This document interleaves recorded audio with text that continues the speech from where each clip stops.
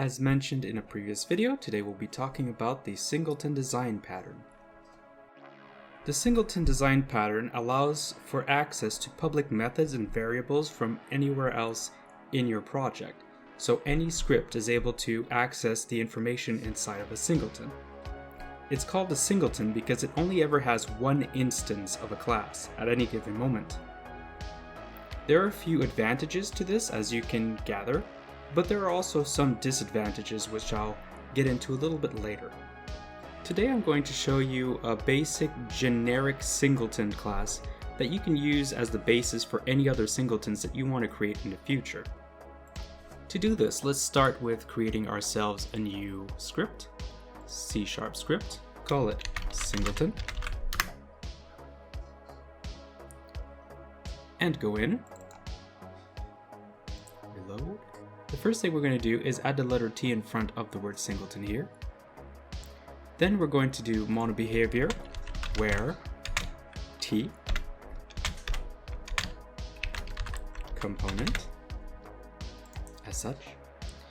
We're not going to need the update nor the start in our case, so we'll just remove that. We're going to create a private static T, call that instance, such, add a new public static T instance,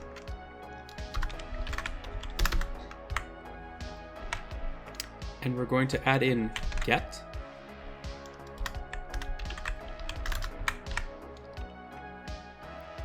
and a little if statement, if instance equals null, instance equals find object of type T, if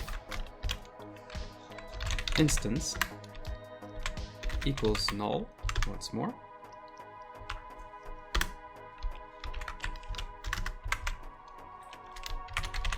game object obj equals new game object obj dot name equals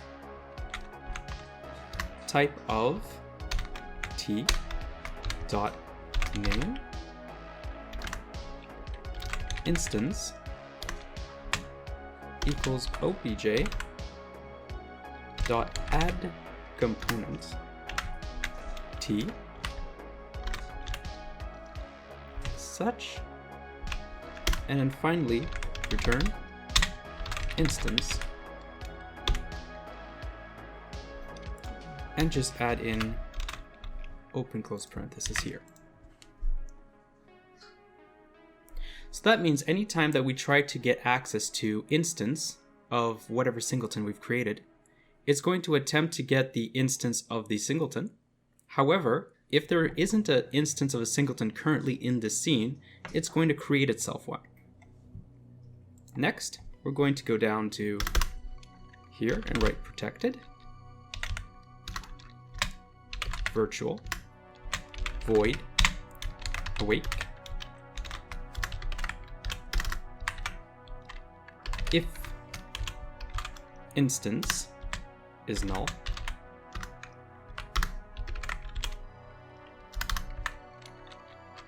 instance equals this as T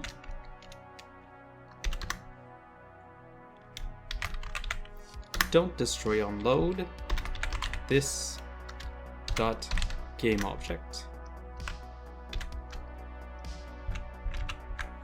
and then we'll just give ourselves an else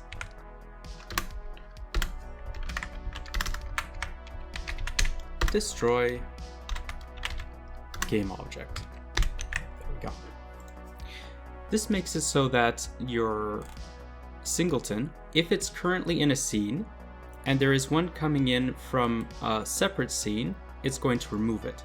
However, if it is the first instance of this singleton, it's going to set it as don't destroy on load, therefore it can pass from scene to scene. And this is all the code that we need for our generic Singleton class. Get rid of these. There we go. Now we're going to use it. We're now going to create a new class that is going to use Singleton. There we go. And call this Audio Manager.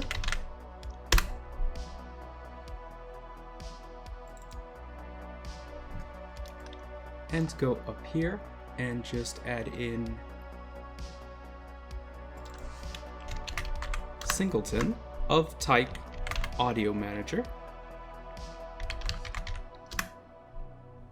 So it takes in the same type as the class you're currently creating. This makes our Audio Manager a Singleton. This means that we're going to have access to this class from any other script in our program. Audio Manager is going to have a public audio source, a source equal null, and we're going to create ourselves a new public void play sound, which is going to take an audio clip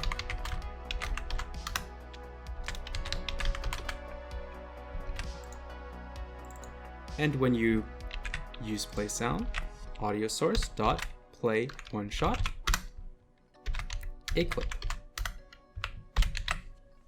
Something very simple, but you can extend up your Audio Manager to do whatever you want.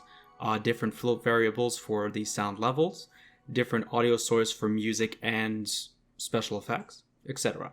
For now, we're just going to leave it this way. I'm now going to create myself a new empty game object. Just call it Audio Manager. Set everything back to 0 and put our Audio Manager on it. Audio Manager is going to need an audio source. Just add that over here. And the Audio Manager is good to go. So let's go over to UI and create a button just to be able to test if our Audio Manager is working.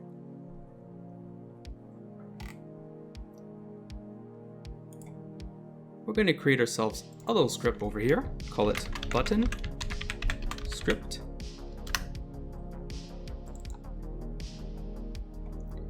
And really quickly, create ourselves a public void play sound.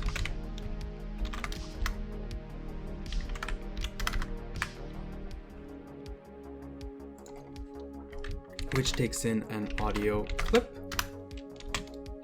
a clip, and now we're going to access our Audio Manager. So, Audio Manager dot instance dot play sound a clip, and there we go. Without having to link anything up as public variables, we have access to the instance of the Audio Manager. Let's go back to our button.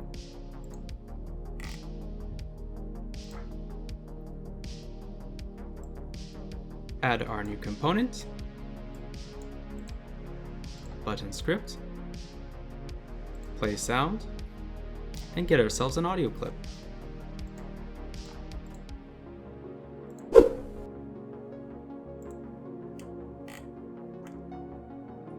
There we go. Now we'll take the audio clip and add it to our button and press on play.